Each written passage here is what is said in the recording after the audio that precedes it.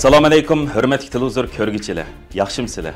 Dunyo qurultiyi to'r televiziyasining kunlik xabarlar programmasiga hammanglar xush kelibsizlar. Men Iftixor Abdurashid. Bugun chorshanba. Hurmatli ko'ruvchilar, tövəndə diqqətinizlər kunlik xabarlar programmamızning tafsilotida bo'lsin. Avstraliyaning Sidney shahrida o'tkazilgan namoyish bir qism Xitoylarning ig'vogarchiligiga duch kelgan. Mush oyning 15-kuni Avstraliyaning Sidneyda o'tkazilgan tinish namoyish bir qism Xitoylarning ig'vogarchiligiga duch kelgan bo'lib, bu haqda Avstraliya Uyg'ur jamiyati maxsus bayonot e'lon qilgan.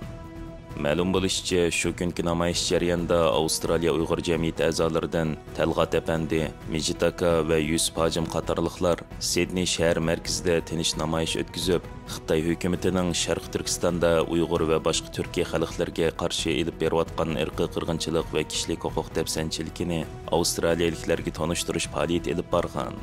Namoyish jarayonida bir qism Xitoylar tarafidan til haqorat, jismoniy jihatdan daxl taruz qilish, qo'rqitish va ig'vogarchiliklarga duch kelgan.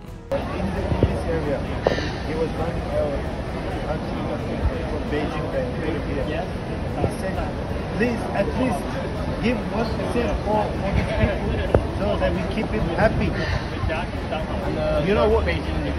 Beijing took him back. House arrest. Ma bir Xitoy Mishqa Mağdağa Nimiş tatıyımız o nakmeyden bu. Ha. Bu ye. Tatmaydı kan bu. Nimiş kilidi bu tatmaydı dedi kadar bir yere. Nimek var bunun doluyla çıdığan. İyi. Hayla. Just like Korea said, they want to unite together, but they are still separated. That's right. That's a good question. Avstraliya Uyg'ur jamiyatining bayonotida bildirilishicha, bu jamiyat a'zolari tinch holda namoyish qilayotganda bir Xitoy ularga yaqinlashib, Sharq Turkistonning ayiltuzliq ko'k bayrog'i, tashviqot taxtaylarida ko'rsatilgan xarita va uchurlarni so'rashga boshlagan. Avstraliya Uyg'ur jamiyatidan talib tamkinlik bilan javob berib, Sharq Turkistonning vaziyati Xitoy hukumatining irqiy qirg'inchilik siyosatini tushundirgan.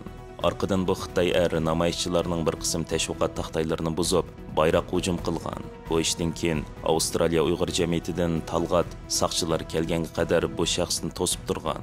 Natijada bu Xitoy tajovuzchiga namoyish materiallariga ziyon yetkazganlik uchun saqchilar tarafidan jarimani qo'yilgan. Assalomu alaykum va rahmatullohi va barakatuh. Qavm qarindoshlarim, hammalarga Allohning go'zal hidoyatlari bo'lsin. Bugun biz bu Zincirsaman namoyishimizning davomini qilish uchun men Mijitkan Talxat uchimiz dal 11da keldik. Bugun dal 11da yig'inimiz bu namoyishimizni davomlashtirdik. Bu yig'inimizni davomlashtirib, shu 11:30da bir 18 ipcho'risiga bir Xitoy kelib, do'lilishib bu Talxat Mijitkan bilan men inglizcha gap bilmagan ekan, Xitoycha gapni bilmagan ekan, ikki qaytib qiyshiq berib, bo'ldi qilinglar, bular do'lilashmanglar, buning rengi yomon Xitoy ekan. Dedim, şunu bilan endi buni kallasini hal qilamiz deb endi shuni bilan jiq parang do'lilashdi, do'lilish ixiri bo'lim chidamay, man dedi. Degandan keyin shuning bilan bu Xitoy bizning xaritamizni qariblam ushti etdi. Ushtigandan keyin Talxat onunga beriblam bo'yni turib oldi. Turib olgandan keyin shuni o'qtash bo'yni siqishlarni tanlab yetib oldi. Yetib elib, anqıca endin men uyan saqçılık vardı, bir ama Arapların namoyishi bor ekan. Gül o'ylab berib, anqıca saqchini qichirib keldim. Talxat mot saqchılığa üzümü telefon qildi, keldi. Shu kelib anqıcandan Talxatni ketdi, mashinada o'tirdi. O Xitoy bir soatdan yetib elib, axir hozir qo'pdi. Shunga harbiylarni xabar tep qoldim. Shu ishni bu gapni men qilyapman. Avstraliya Uyg'ur jamiyati bayonotida yana Avstraliya hukumati va bexatarlik o'rinlariga chaqiriq qilish bilan birga o'zlarining qat'iy irodasini ifodalab shunday yozgan. Sharq Turkistonda davomlashayotgan vahshiyliklarni oshkorlash uchun ilib berilgan tirishchanligimizni bostirishni maqsad qilgan barliq ig'vogarchilik va tajovuzchilik harakatlarini qat'iy ayiblaydi. Muhojiratdagi Uyg'ur jamoatini qo'rqitishni maqsad qilgan davlat halqagan bostirishning bu taktikalari g'alaba qila olmaydi. Biz Xitoy hukumati Sharq Turkistondagi bostirish siyosatini oxirlashtirguncha qarindoshlarimiz bilan qat'iy ittifoqlashib, tinish shakldagi zo'ravonlikdan xoli har qanday tashviqot va faoliyatlarda ching turamiz. Bizning hukumat binosi oldidagi haftalik namoyishimiz bu shahar manzarasining kuchli va jasur bir qismiga aylandi. Avstraliya Uyg'ur jamiyati, Avstraliya xalqi, hukumat va qonun ijro qilish organlarini tinish namoyish va fikr erkinlik huquqini davomli qo'g'dashga chaqirdi. Biz soqchilarning voqea jarayonida tez inkas qaytarganligiga rahmat aytamiz va shundaqla doiralarning aktiv tadbir qo'llanib, namoyishchilarning bexatarligiga kafolatlik qilishini va Avstraliyalik Uyg'urlarni qaratmalikqa bo'lgan parakanchilik va Xitoyning tajovuzchilik qilmishidan saqlashini talab qilamiz. Dünya Uyghur Qurultayının Ali Məsləhətçisi və Uyghur Kişilik Hüquq Quruluşunun icroiya direktori Ömer Qanat Əpəndi 15 iyun Uyghur Ana Til Günü münasibəti bilan Diplomat jurnalda məxsus maqala e'lon qilgan. Ömer Qanat Əpəndi 15 iyun Uyghur Ana Til Günü münasibəti bilan Diplomat jurnalida Uyghur tilini yo'qotishdan qutulish kurshi, Xitoyning tarixiy madaniyatni yo'qotish plani nomli maxsus maqola e'lon qilib, Xitoy hukumatining assimilyatsiya siyosati, irqiy qirg'inchiligi, Uyg'ur muhojirati duch kelayotgan Xitoyning chegara hal qilgan bostirishlarini tonishtirish bilan birga, Uyg'ur muhojiratining ona tilini qo'g'dash tirishchanliklarini o'zining bolalik hayoti, muhojiratdagi Abduvali Ayub, Tahir Hamid Izgil va Erkin Asiya radiosining chet ellardagi Uyg'urlarning ona tilini saqlab qolish uchun ko'rsatgan tirishchanliklarini misol qilib o'tgan. Ömer Qanat Əpəndi maqolasida 6 ayning 15 kuni xalqaro Uyg'ur ona til kuni bo'lib, Uyg'urlar bu kunni madaniyat faoliyati sifatida emas, balki bir harakat chaqiriq sifatida tabriklaydi. Shundaqla muhojiratlik xalqimiz tilimizning yer yuzidan o'chirilmasligiga kafolatlik qiladi. Xitoyning Uyg'ur kimligini yo'qotish va irqiy qirg'inchilikka qarshi biz bir tilni saqlab qolishning, bir xalqni saqlab qolish ekanligini bilamiz.